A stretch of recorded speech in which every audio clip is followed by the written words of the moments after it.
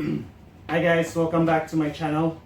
Today's video is special because today I have a special guest right here.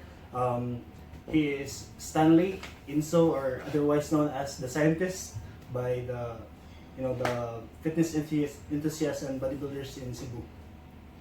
So can you please tell us more about yourself? Well, before I start, let's start by clicking the bell. Oh yes, Yeah, clicking the click bell. the notification bell, subscribe. Yeah. Okay, go ahead. Right, so I'm Stanly Inso, the owner of SCIfitness Gym. I may have coached a few athletes who like placed top 5 or maybe been a champion, but these are their achievements. I just assist or coach them, so I'm not going to brag about it, but yeah, we're just going to head on to the questions right now so that we can answer them right away. Okay. Yeah. Can you give some examples? Like, can you name some names of who are the athletes that you have coached before? Francis Uy is one of the top athletes where he's been really religious with his workout, his cardio, and of course his diet. And he never fails to inform me whether he's like going out or somewhere like dating or something, whatever. That's his personal life though, but yeah, he's still in track with his diet whenever he was preparing for a competition. We also have Aberion, what's his name?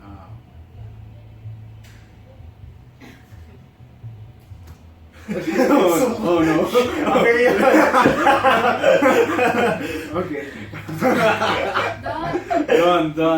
Don Hammer Aberion. Huh? Hamir? Oh, yeah. So he's one of the novice athletes that I've been coaching, and he's also preparing for some of the upcoming competitions this year. And Borgi Cabigas, I coached him for a bit on the past years, of the past year. I assisted with Paul Gabatan's supplementation and of course some of his diet, preparing for his contest. These are some of the athletes, though I think that should be more than enough. So Okay, good to know.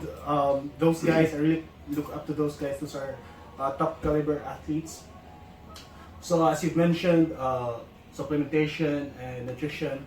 But for today's episode, we will be focusing more on the training aspect because, in my opinion, I think that is the highest in the when it comes to bodybuilding. That the importance is there. So. Okay, how did you get started with working out, with training and bodybuilding? Well, how I started is when it started with it's because I started obese and I got into bodybuilding because of my brother, and then I wasn't really driven into it yet until a group of guys ganged up on me. Not the other ganged up. They hit me. Hit would be another term. So okay. So it's not gangbang. No, not that case. Yeah. So I was ganged up, and then the security guard was there looking at me. They did nothing, and when that happened, all I felt was like, no one can help me but myself. So that's when I started training like hell, like bring myself to whatever I can just to like get me in a good condition where I probably could fight back. But soon as I got into the midst of that training, endorphins kept rushing in. I got into boxing, not just boxing, swimming and a lot of things. And then of course, yeah, bodybuilding. So when my brother saw how I pursued bodybuilding that much, he started showing me videos of Ronnie Coleman, Jay Cutler, Dexter Jackson, these big bodybuilders, and then I set them as my goal. I know I can't reach them. I know I can't. I just know I can't. I don't have that genetics. So, but yeah, they were my goals. I pushed really hard, though yeah, trying hard rather, because since yeah I'm nowhere close. But yeah, that's when I started. Then eventually I got into fitness and started learning every time, every year, every month. Yeah, so and whatever like mistakes I make, I always try to like learn from it. From every mistake I make, yeah, I always learn from them because these are the things that where I can keep on progressing. Okay, that's a very interesting story. I've also noticed when I got bigger, I am more confident walking in the evening at nighttime because I know nobody's gonna, Why you know, night? like try to. Why night? I go out of work at night. Oh. That's why. Okay.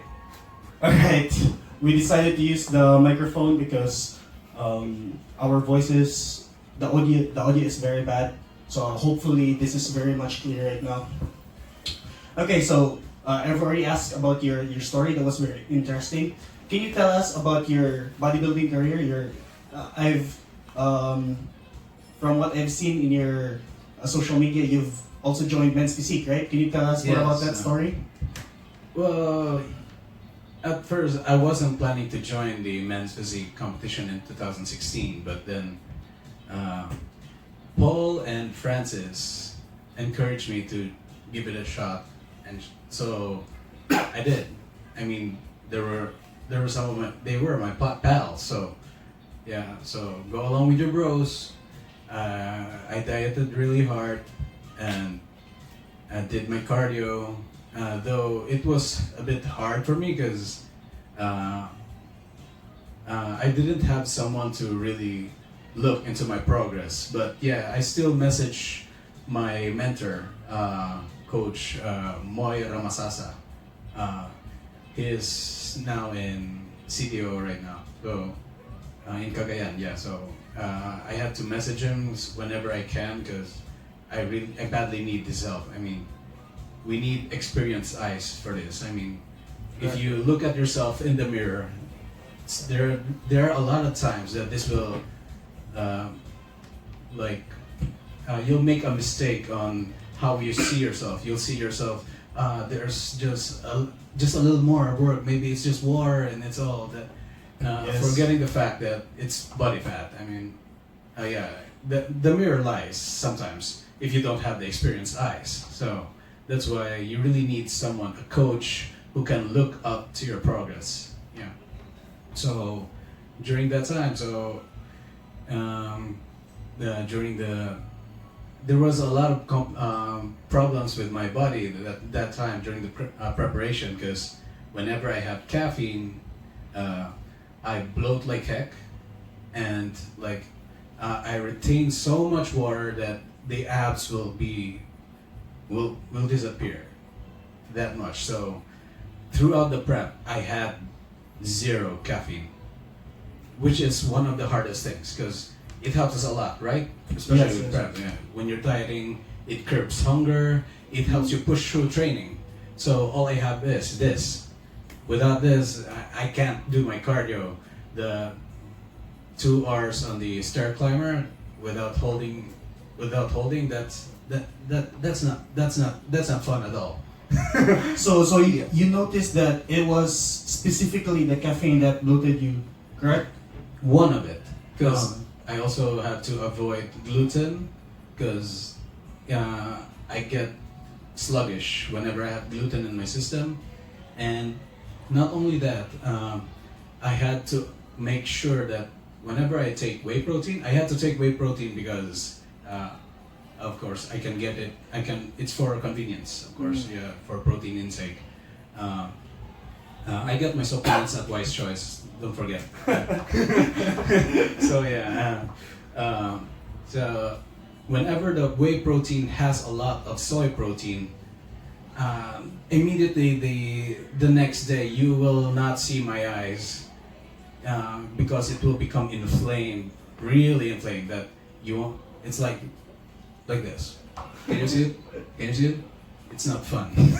Yeah, so, and I get really tired whenever I had a protein that has high soy protein content.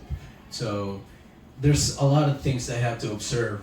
So basically I was eating almost the usual bodybuilding diet, eat healthy, though it's not actually that, well, yeah, we are eating healthy, but we're going to the levels where it's already unhealthy because we're going for very low body fat levels. Yes. Okay, so though, yeah, there's also other supplements that we're taking, but we'll probably talk about it on maybe on another different, yeah. Going back into your bodybuilding career, you made mention that that was back in 2016, right? Yes. That you had a bad placing and you asked the judges and they said that you were too big. That was for men's physique, right?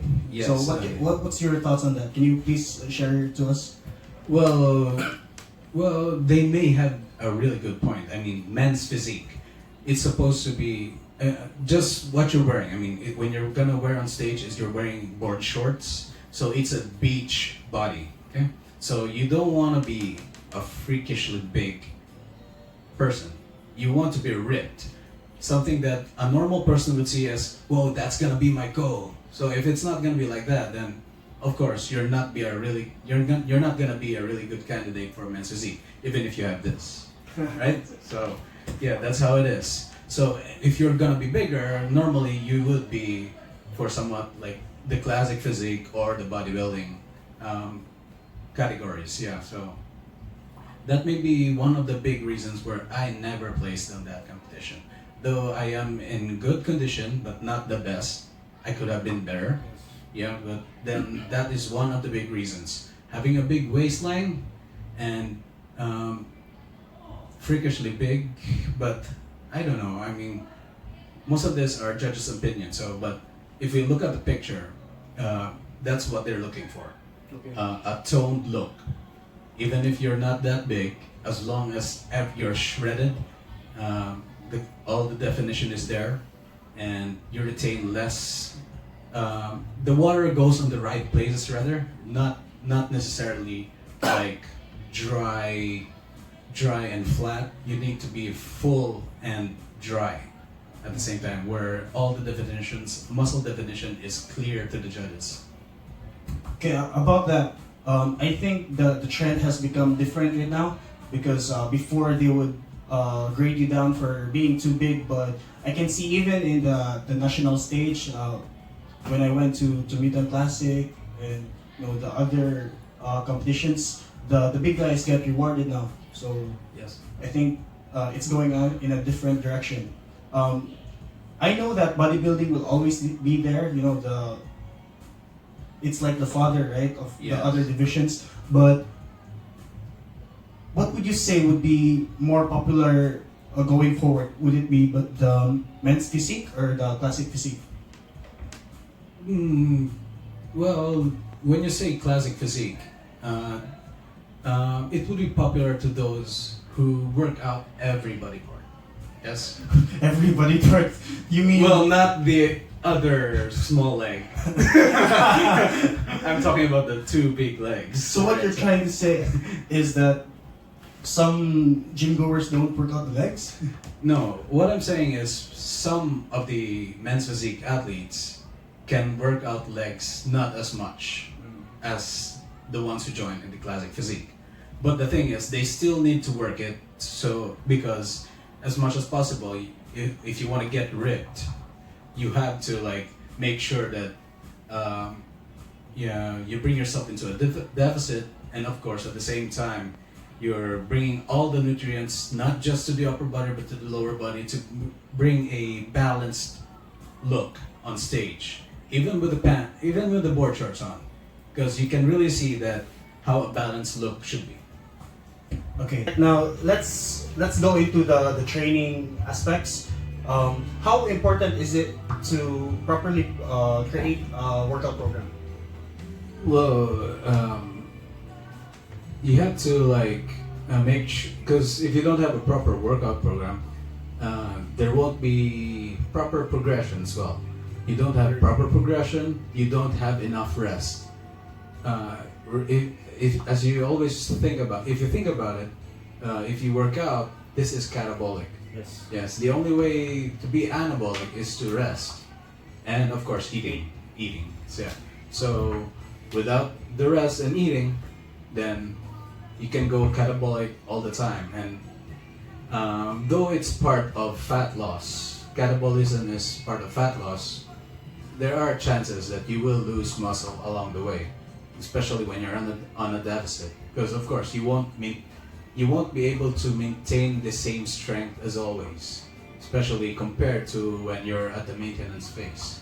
So with the proper program, you can like space out the rest between your workouts, each body part, and at the same time you can promote growth because of this space between workouts. And like for example, you also have this number of sets, number of reps. These are things that these are your arsenal that you can change for progression on your workouts. Like, because these are just variables that you can change whenever, like, for example, like your strength start to decrease, you may need to add another set rather than pushing through the reps. Because there are times that when you push through the reps, you're gonna fail. And when you fail, your CNS, your central nervous system, is gonna start to burn out. When this burns out, then other hormones are gonna come in. Cortisol is gonna spike up a lot more. And that's something that we don't want to spike up always. Though, again, cortisol is also part of fat loss, but we don't want this always elevated throughout the prep. And that's why you have to have a proper program so that your progression is always there, whether it's fat loss or muscle gain. Okay, That's so thanks for that, because from the information that you gave me, I've come up with a lot of different questions to follow up. First, you've emphasized that the importance of creating a well Design program. design program is for you emphasize rest. So that means to show that the rest is one of the most important aspects of growing. So what do you think is the best split for bodybuilding for hypertrophy, to grow? For hypertrophy, actually, I would say that there is no best split because every individual is different, and every individual is has different lifestyles. These lifestyles may involve different activities, different work. So it's the same thing like when you say a cyclist. So yes, they can have ripped legs and all, but then if there's too much stress to the legs, they're giving less opportunity for the legs to grow. It's like somewhat like that. So there won't be a best split. So it's gonna depend on an individual's lifestyle, and of course, like your schedule. That is the most important thing, because the crucial thing about this workout programs is you're able to do it, and at the same time you're able to give it enough time to rest. So with these basic things, basic things that you should know, it will give you what do you call this? It will allow you to change your program every now and then, because you have these variables to change. So what you're trying to say is, as long as you can stick to the program, that would be the best for you, right? Yes. Exactly. What is your current split right now? What worked for me is the upper lower body split, and then rest days upper body lower split. Because back then, this is my personal choice, and of course personal experience, because it's been like how many years I tried dieting really hard, and somehow I've stalled my progress, and I was stuck at around 90 kilograms or higher on the weight. And then I was sticking to my deficit, and then I was working out at least 5 to 6 times a week, and the rest is only once a week. So with that, I also pushed really hard through training because I was always thinking that I have to push really hard to get rid of this stubborn fat and all, whatever. But then it was counterproductive. Immediately, just after I started adding rest days, I dropped down to 87 kilos after 3 weeks. That's really weird considering that you're Yes. doing less work, right? Yes. And then now, after a month and 2 weeks, I'm down to 84. Really? So yeah, it's gonna depend on the person. Yeah, Ah. but this is my current experience right now because it may be different for everyone. I mean, my stress levels may be through the roof because I'm addicted to high intensity exercises, and if I feel that heavy weight and I start to fail, I get really mad and push really hard. That's one of my problems. I call it a problem because I can't control it. Yeah. So, like I said, everyone's different. This is my experience, so that's why I may always encourage everyone to have rest days. But when you say rest days, cardio is not considered as a workout. Okay? Never consider cardio as a workout. Just consider it as a healthy, activity, to keep Habit. you active. A healthy habit. It's for your heart health. That's it. I've noticed in your videos you're a very powerful guy. For hypertrophy, do you think training for strength or training for pump gives you better gains? What do you think gives you better gains? It's both. It's like this. When you train for strength, let's say if your aim is for hypertrophy, the reason why you train for strength is so that you can do more, right? Because there's always, it's like strength helps with hypertrophy. Hypertrophy as well, the rep ranges, helps with strength.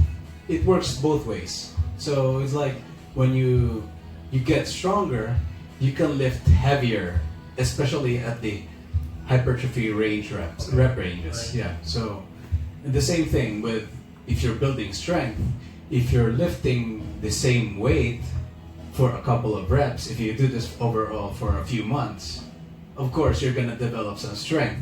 Eventually, when you decrease the number of reps and increase the weight, you'll become stronger again. Mhm. So it's gonna work both ways. Okay, so what do you think is the ideal rep range for hypertrophy? This will differ. Some will say 6 to 15, some will say 8 to 15. I think it's 8 to 12. I think it's around there. Mm. Though I wouldn't say this is the exact or ideal rep range, because what you're looking for during the hypertrophy rep ranges is how the muscles contract. Yeah, to its fullest. Yeah, so it's like if you do just a few reps, you may feel the stimulation of the muscle, but not the same contraction as a lot of reps. Yes, so the more reps you do, of course, it's normal that you'll feel really tight compared to a strength program where there's just 1 to 5 or 1 to 6 reps. It's not the same pump. Yes. Yes, so with a lot of reps, it's gonna give that pump at the same time hitting close to failure. Yeah, so muscular failure to be exact, because there's differences. There's a difference between the CNS failure and of course there's muscular failure. Muscular failure is when your muscles start to you feel it really tense that you'll have a hard time pushing the weight because of that. And there's that CNS failure where you fail to push the weight because you're already exhausted here.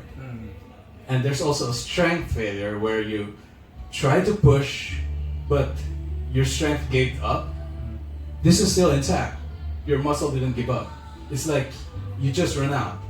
You're out of fuel. So those are 3 things that you have to reconsider. Something to add to that, I think there's also what we call cardiovascular failure, Yes.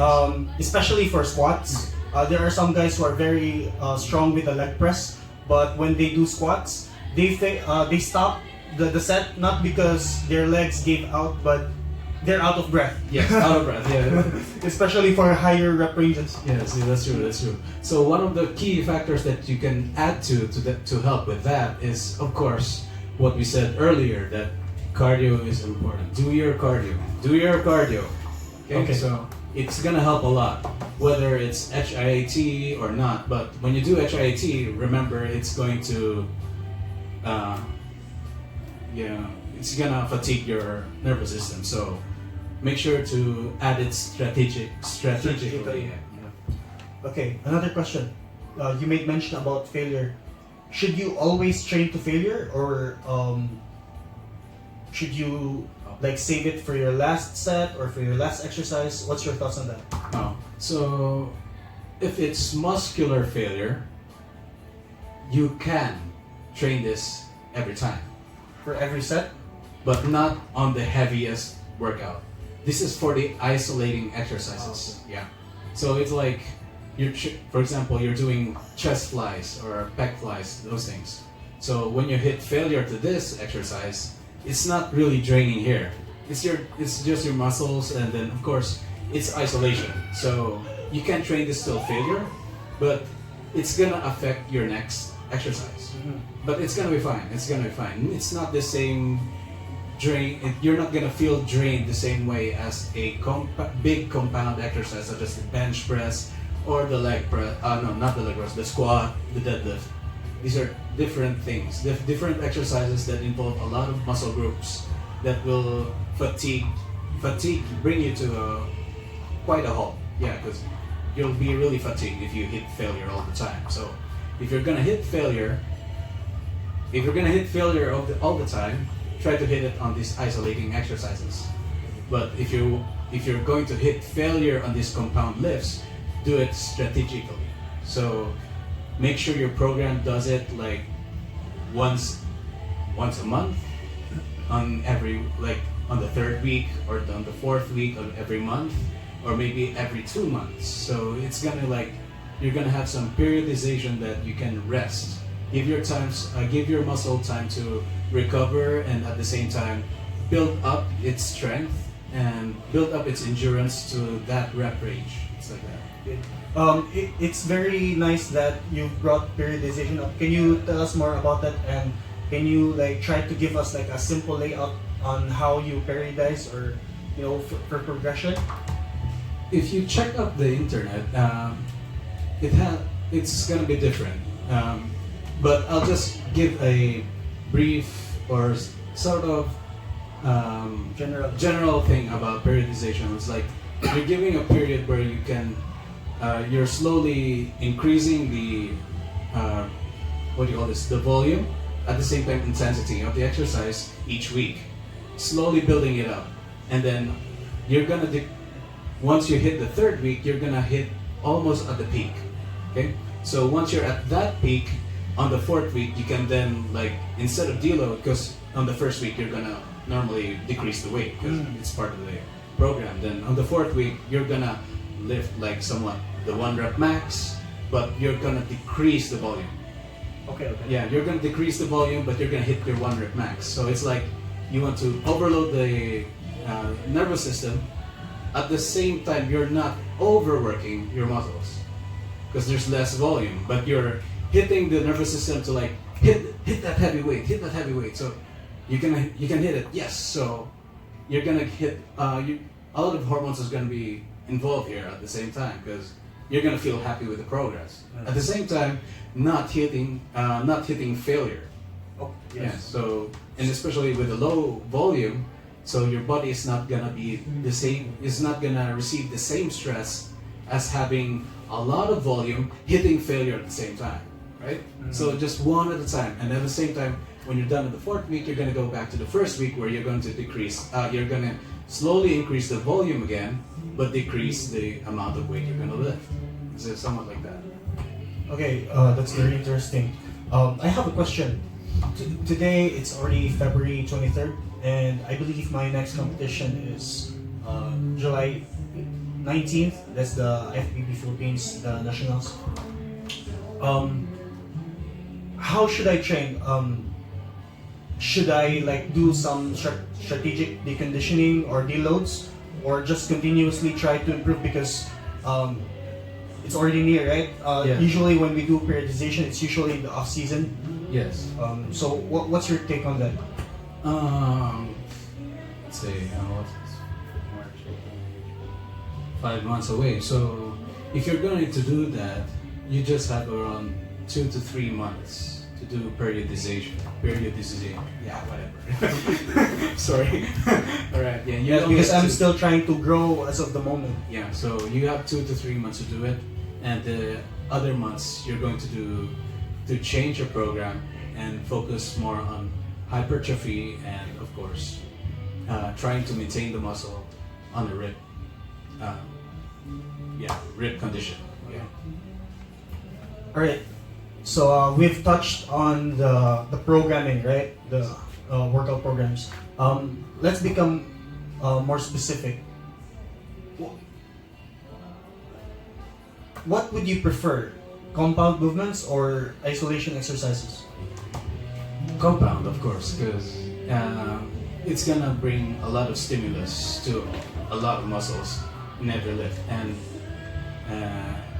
normally, as much as we want to work out longer, sometimes we want to cut the workout shorter. So that way, we have to push hard on these compound movements rather than the isolating exercises. But soon as, like, for example, your focus is already in cutting, you're on the cutting phase, and then you're trying to maintain that muscle, so you're gonna need a lot of volume on the isolating exercises. That's why it's okay to hit failure at this point of time. Okay, so that's what I think. Yeah. Okay. Another question pertaining to the legs, right? Yes. Will I be able to build massive legs even if I try to avoid the squat? For just an example, let's say I have lower back issues. My back seems to hurt when I do heavy squats. Can I build massive legs by just doing leg extensions or maybe leg curls? What about the leg press? Yeah. Yeah, You can no, also add that to the Okay, yeah. So yes, you can. As long as there's stimulus, you consume enough protein and there's water. So if all those three are present and there's overload on your workout, whether it's reps, sets, intensity, the weight, all these things, the rest period, you're improving, so you can still build muscle, whether you are on a deficit. Oh, that's very interesting. As a bodybuilder, that's what we all strive for, right? Building muscle while shredding at the same time, which Yes. to many seems impossible. If you really think about it scientifically, Yes. it's amazing, right? But it's been proven time and time again that it is possible. Yes. From my own experience, I get bigger by the time the show comes. Yes. You know, because during the off season I don't really train that hard, so I atrophy. I atrophy. I get smaller. Okay, you get smaller, yeah. I'm not sure how you pronounce that, but yes. Let's continue. Okay, good. Should we train differently in the off season compared to contest prep? What's your take on that? Everyone has their own take on this, but my own take is to train differently. Yes, because you want to build strength during your off season. Why? Like I said before, that we want to increase our strength so we'll be able to lift heavier weights, especially during the hypertrophic. When we focus on hypertrophy, right? So it's like instead of like you're able only to do, let's say, on the dumbbell press, you're only to do, let's say, 8 to 10 reps on the 80-pound dumbbells, then you're aiming like you want to grow size. So during the off season, you want to like increase the weight to 85 or 90 pounds, and you want to drop the reps to 4 to 6.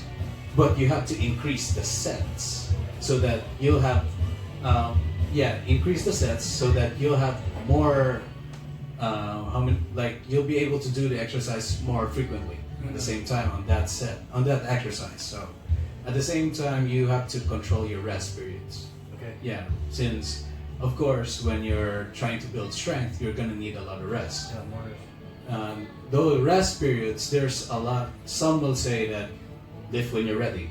This is the power, how powerlifters say it. Lift when you're ready.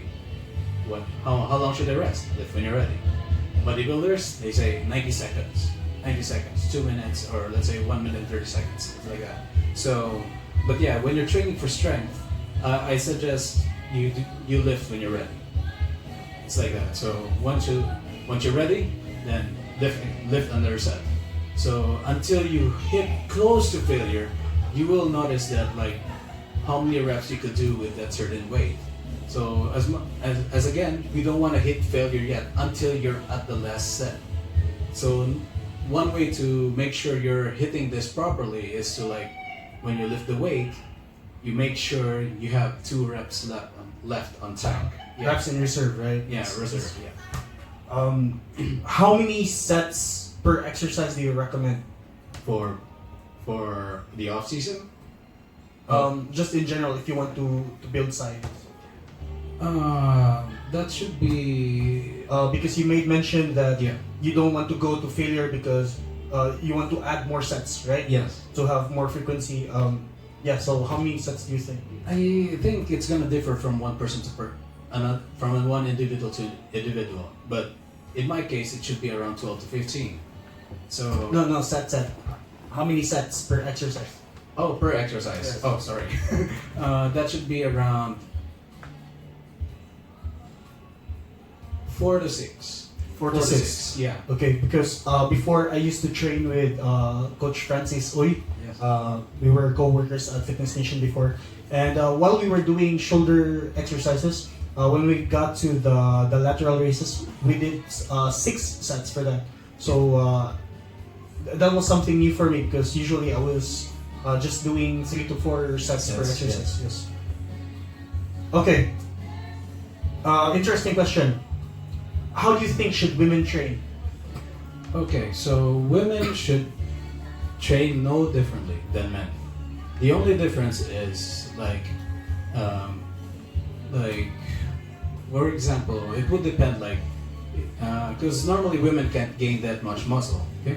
And the only way to gain that much muscle is a lot of stimulus, and at the same time their hormones to increase their hormones like testosterone. And the only way to increase their testosterone is to get their adrenals working.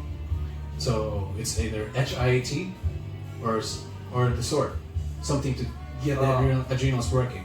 So if these aren't working, they're not gonna gain that much muscle, but just a lot of stimulus in the muscle. So it's not. So normally they just train the same way as men do, but they're going to work more on specific exercises to improve on a particular body part, especially in the glutes, the legs, especially on bikini men. Those who not men's bikini, women's bikini. I'm sorry about that. Yes, because the bikini division has been recently become more popular. I've seen many new athletes coming out. So since I'm a personal trainer, if somebody, a lady comes to me and asks me to train her for a bikini competition, how should the workout program split look like?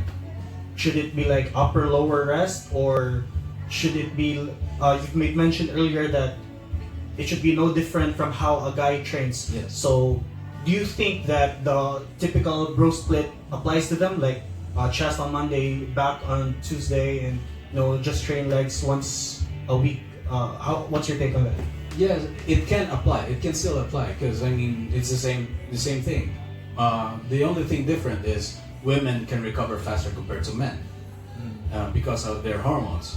Once estrogen rises up, they retain more water. Retaining more water, they increase their recovery rate compared to men. That's why some of the women can handle more stress, especially in the lower part of the body. So they can do the same way as men. They can train that, but since they're planning for bikini, so they're gonna train a bit differently. So they're going to train the lower part 2 to 3 times a week, possibly. Okay. Yeah. It's gonna differ though, because some will say that if you're training 2 to 3 times a week, the lower body part is gonna be overtraining. But if we look back at the hormones, they can recover faster compared to men. Yes, that's what I've noticed because most of my clients are women, and I've noticed that.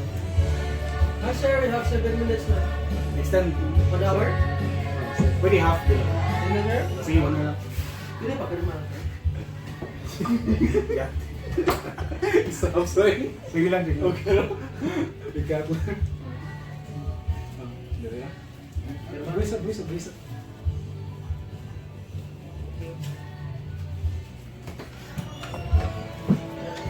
Alright. I'm sorry about Sorry for that intermission number. Alright. So I've noticed in my female clients that they tend to enjoy leg exercises, glute exercises, while we men, you can see the guys crawling because, Yeah. that fascinates me that women are able to recover faster. Like, Yeah. you can even hit them like every other day. That's what I've noticed with my female clients.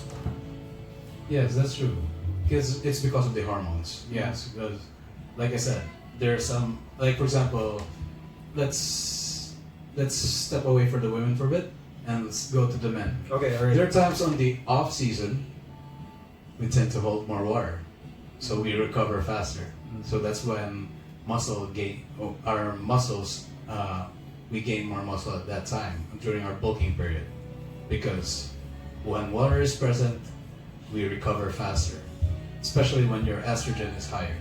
But the problem with men though is we get some side effects if our estrogen is really high. Yes. Yeah, so then let's go back to the women. So because it's the same thing, because when estrogen is higher, water is higher, so it means they recover faster. So that's why that split where they can train every other day on the lower body part works, because of that simple reason. They recover faster. That's it. Yeah. Okay, very interesting. Okay, my next question is about functional training. You're gonna encounter this in most gyms. What can you say about it? What are your thoughts on functional training? And for you, what does functional really mean? Functional training, yes, I've heard this a lot, and I've been doing this back when I was working at SCIfitness. Yeah, I was doing this a lot, and though it can work you functionally, because when you say functional, it's for function. It's gonna differ from one person to another. Let's say a strong man. One of its functional lifts is something about this plane of movement. So The sagittal. sagittal plane, most of it, and even powerlifting, it's that sagittal plane. So any other planes is gonna be not as functional for them. Okay, so it's gonna differ from one person to another depending on the sports, the activities they do. So yeah, that's why some may exaggerate. Sorry if I hurt someone's feelings, but yeah, some may exaggerate that functional training is the way to go. Well, it's gonna differ from one person to a person. Okay? So, but yeah, one can train functionally.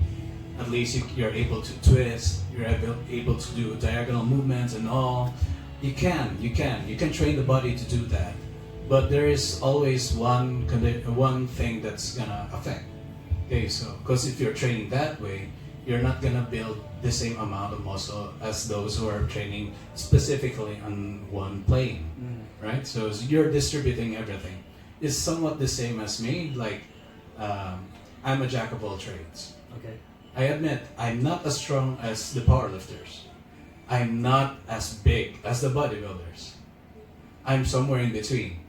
I'm not a master of both worlds. I'm just a jack. It's that concept. So you can choose one particular, you can train one particularly, and you cannot be the best of it. You can be the best of it, But if you train a lot of ways, you cannot be the best of one thing, but you're able to do it. It's like that.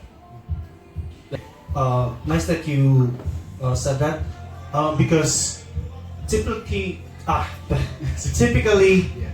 you know, in the gyms that I've worked in, when a female client is assigned to you and they would like to lose weight, or you know, they want to burn fat, what I constantly see is, instead of giving the bodybuilding, body sculpting type of program, or the resistance training program, they are given the functional, you know, type of training.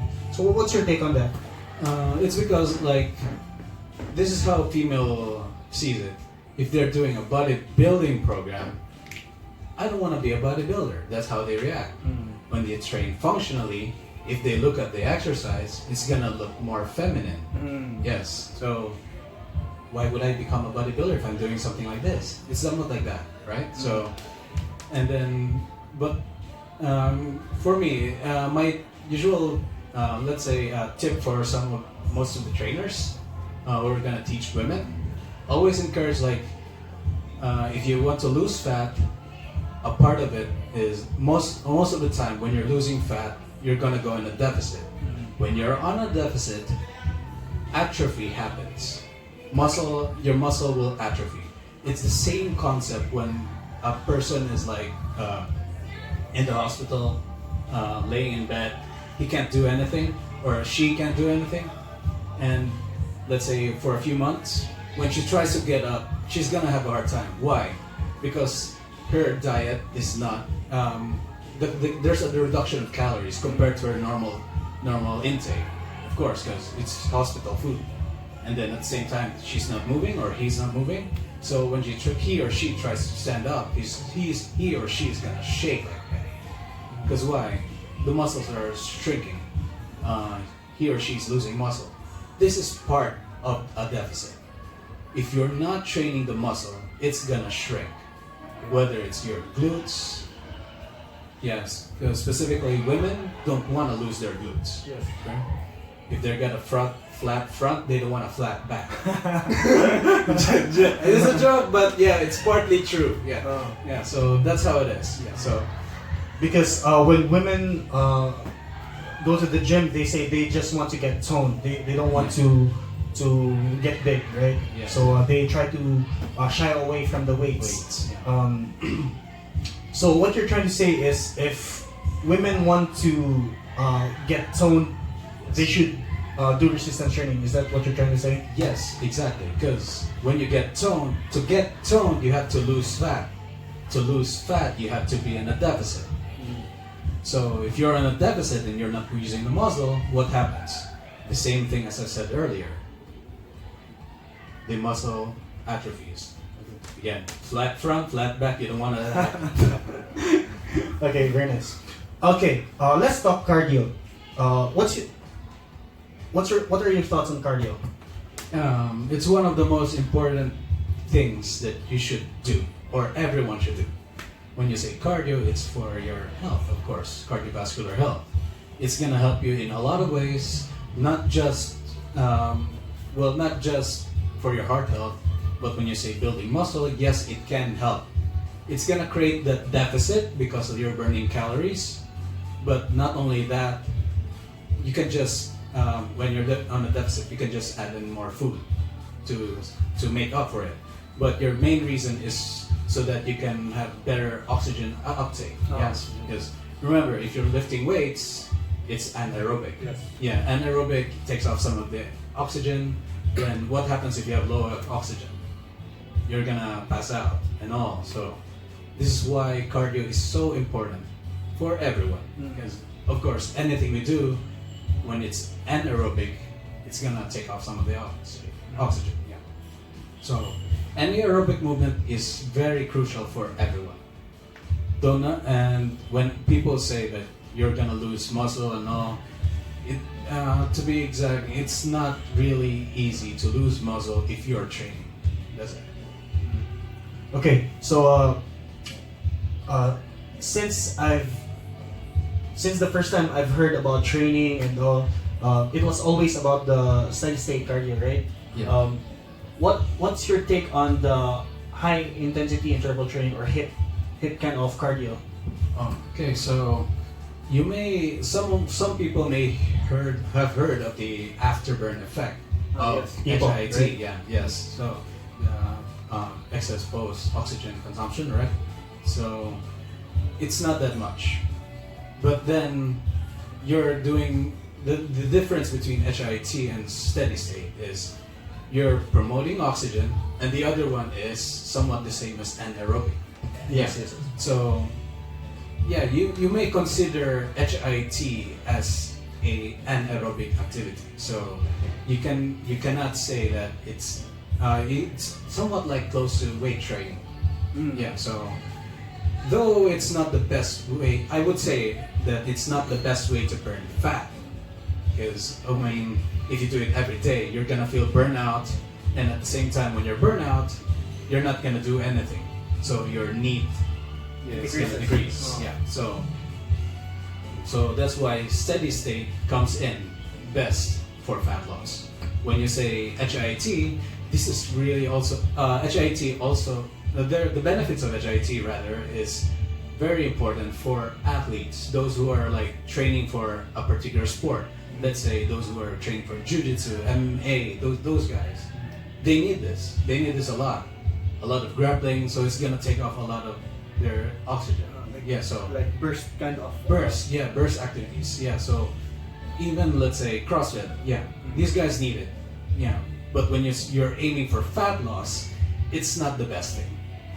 Okay, so to sum it up, for function, you're gonna use HIIT and LIS or low intensity steady state for fat loss, right? Yes. Because when I first encountered HIIT, because I always read articles and research on the internet, how it was marketed was it was better for fat loss. Yes. I'm talking about HIIT. That's true. And it also said that you have the possibility to build muscle in the process. Yes. So what's your take on that? The same thing, because it's like resistance training. Yes, because it's anaerobic. That's why it builds muscle. It's gonna preserve the muscle. That's why some say that it's gonna burn more calories on the long run. But the thing is, if you think long term, it's not gonna burn as much because you're gonna feel burnout. Yeah. Yeah. So that's why it's always better to like strategically add up HIIT. Yeah, as I said before. Okay, it's very interesting because I haven't talked to a lot of guys who touch up on the CNS aspect of training. You always during the whole video you've always talked about how the brain, your focus and how you need to give it some rest because you're gonna feel burnt out and that's very very good. Yeah, because for me, when this gives out, everything comes in. Cravings comes in. I don't want to do anything. Getting lazy and all. Everything comes into your mind that's preventing you from continuing what you're supposed to do. Yeah, if you're planning to lose fat, you don't want to do it anymore because you're tired. Yeah, you don't want to feel burned out on the first day, especially those if there's new ones who's watching this video. Yeah, so. You don't want to feel burnout on the first day. You want your first, like when you enroll in the gym, you want to first get yourself into the gym, I want to go every day, like that. You want to have that feeling, to have a good relationship with the gym first. Because when you start to feel burnout every day, after 2 weeks, forget the payment. I'm done with the gym. It's not that. It's great that you've brought that up because I have another question. What's your take on DOMS or delayed onset? Yes, or soreness? Yes. Do you think that soreness is like an important aspect of training? Do you think that we should always feel sore so that we can progress? Does it really matter? That is a really good question. sorry. Right, so.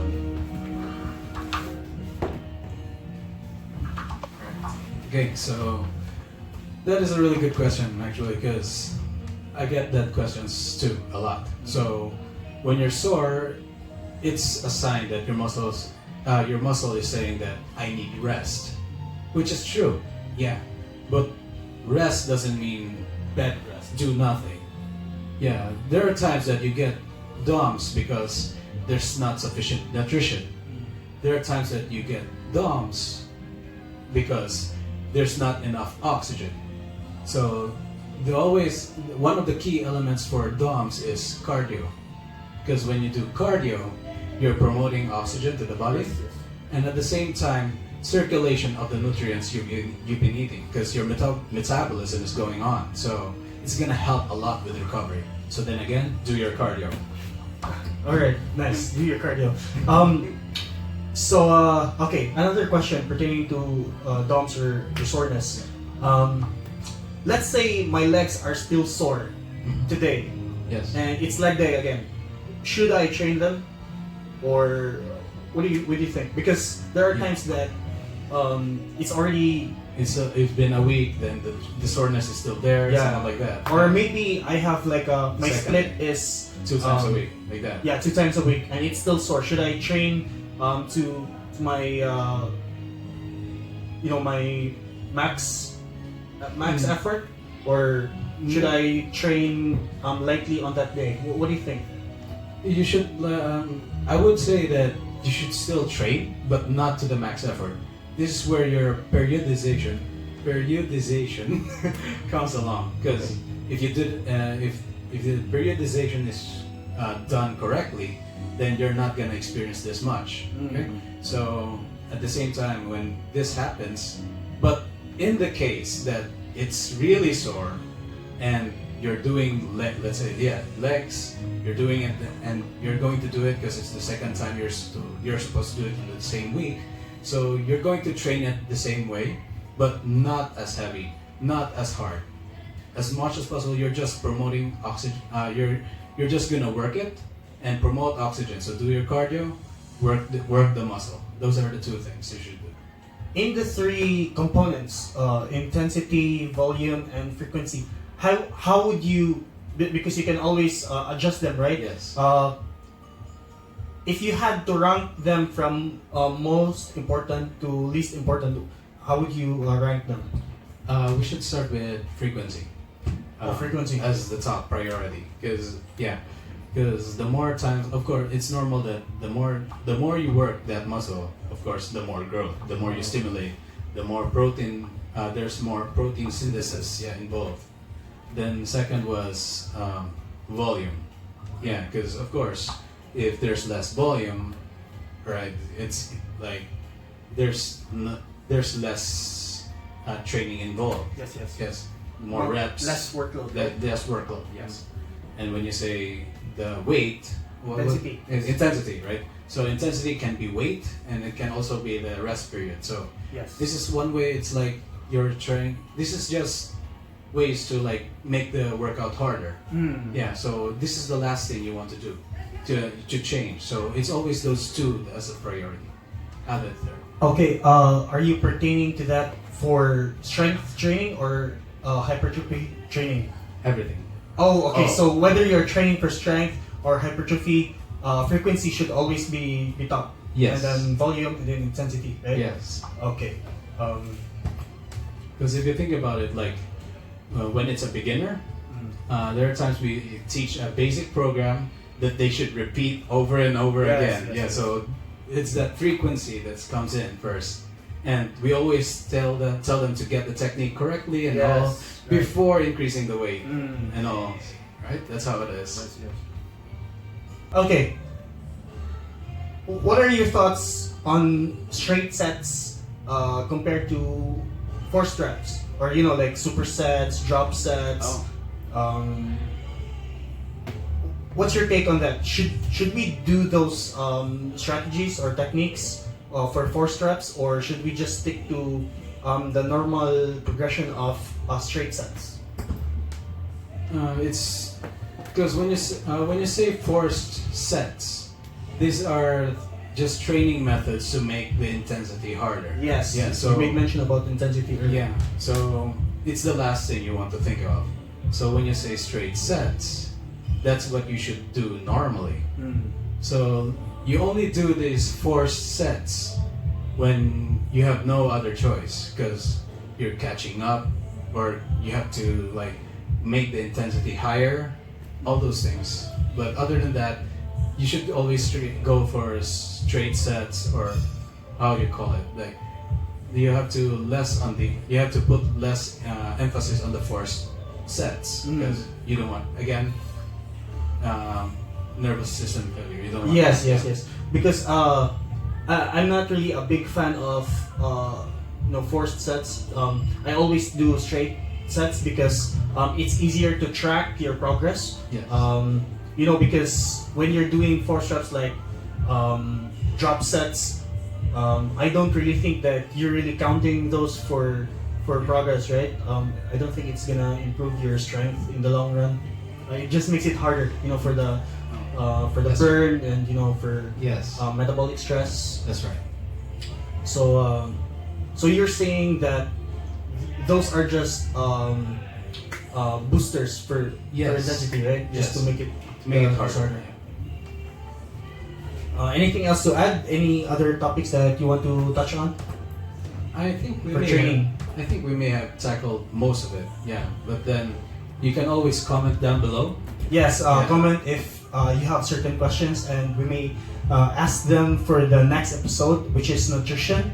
Before we're gonna start, we're going to answer the questions first.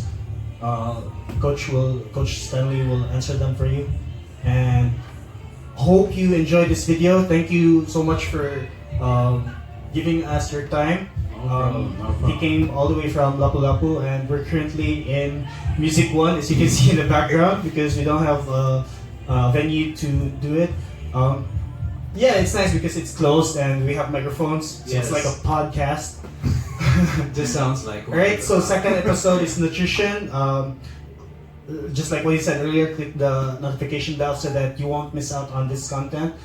Third would be supplementation, and we'll also talk about gears, his thoughts on anabolics and performance enhancers. Alright, so thank you. See you in the next one. Subscribe.